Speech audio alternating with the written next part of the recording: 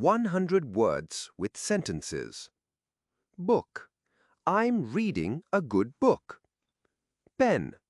She writes with a blue pen. Table. The table is made of wood. Chair.